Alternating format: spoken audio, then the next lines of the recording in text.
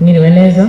Kuwa 20 Kanama nibwo hatangajwe amanota y'ibizamini bya leta bisoza amashuri abanza n'ikiciro rusange cy'ayisumbuye. Umunyeshuri wa mbere wahize abandi ndetse uwa mbere n'uwa kabiri baranganya, ntabwo ari hano ariko amazina y'inda yasoma bari bambwiye ko atahageze.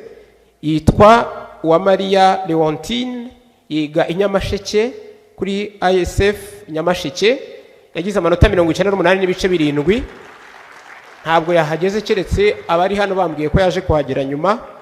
Umunyeshuri wa Maria Leontine byagaragajwe ko ntawabonetse mu gikorwa cyo gutanga ibihembo byahabwaga abanyeshuri bahize abandi, ibyakuriye impaka ku mbuga nkoranyambaga, bamwe bakibaza impamvu. Minisiteri y'Uburezi ikoresheje urubuga rwa X yasobanuye ko telefone y'ababyeyi ba wa Maria yahamagawe inshuro 2 ariko ngo ntiyaboneka, ibyakomeje gukurura impaka. Ku gicamunsi cyo kuwa 21 Kanama, wa Maria aherekejwe n'ababyeyi be, umuyobozi wa ISF Nyamasheke ikigo yizeho n'umuyobozi wungirije w'akarere ka Rusizi ushinzwe imibereho myiza Mukankusi Atanazi bagiye kuri Minisiteri y'Uburezi, bakirwa n'umunyamabanga wa leta muri Minisiteri y'Uburezi Erere Claudette, umuyobozi mukuru w'ikigo cy'igihugu gishinzwe ibizamini n'ubugenzuzi bw'amashuri NISA Dr. Bahati Bernari n'abandi bo mu nzego z'uburezi. Wa Maria ashyikirizwa icyemezo cy'ishimwe nk'uwahize abandi mu bizamini bisoza ikiciro rusange cy'amashuri yisumbuye, mudasobwa n'amafaranga y'ishuri azishyura mu mwaka w'amashuri 2026-2027 wose. Avuga ko habaye ikosa asobanura ku cyari cyabaye icyo gihe mu kiganiro na RBA cyabaye kuri 22 Kanama. Umunyamabanga wa leta muri Minisiteri y'Uburezi Erere Claudette yasobanuye ko ku itariki ya 19 Kanama ndetse yahamagaye ababyeyi b'abanyeshuri babaye indashyikirwa ku rwego rw'igihugu kugira ngo bazaherekeze abana babo mu gufata ibihembo, ariko telefone y'ababyeyi ba Leontine ntiyaboneka.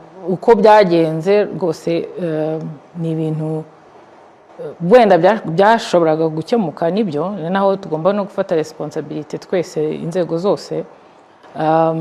Gusa murabizi ko abanyeshuri iyo biyandikisha gukora ikizami, amashuri yabo ni abandika, ukandika izina ry'umwana, ukandika imyirondoro ye n'ibindi byose bimuranga.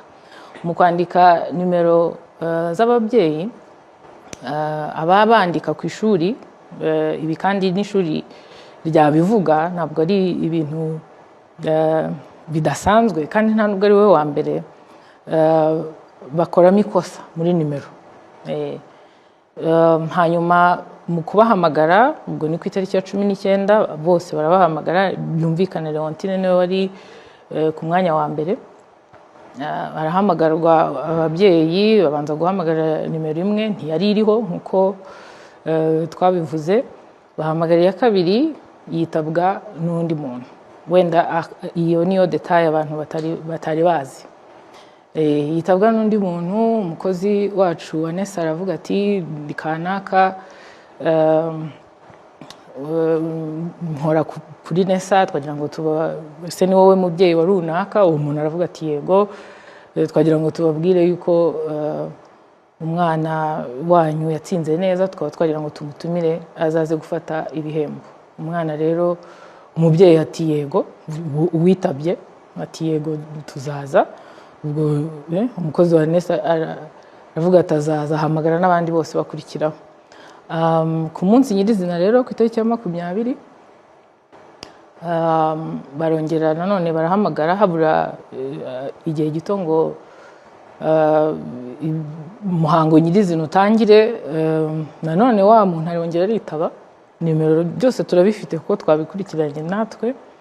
Arongera aritaba, aravuga ati simpari, ndumva bambwiye ko yavuze ko ari Karongi, ati ni kure, ntabwo tubasha kuza. Umunyamabanga wa leta muri Minisiteri y'Uburezi yongeyeho ko iyo haba hari umugambi mubi wo kudashaka ko ahabwa ibye n'izina rye ntawari kurivuga. Wa Maria Leontine wagize amanota 98.7 mu bizamini bya leta bisoza ikiciro rusange mu kiciro cya 2 cy'amashuri yisumbuye, yoherejwe kwiga muri Rwanda Coding Academy mu karere ka Nyabihu, akaba aziga ibijyanye na porogaramu za mudasobwa. Leonce Tuyizere, i Kigali.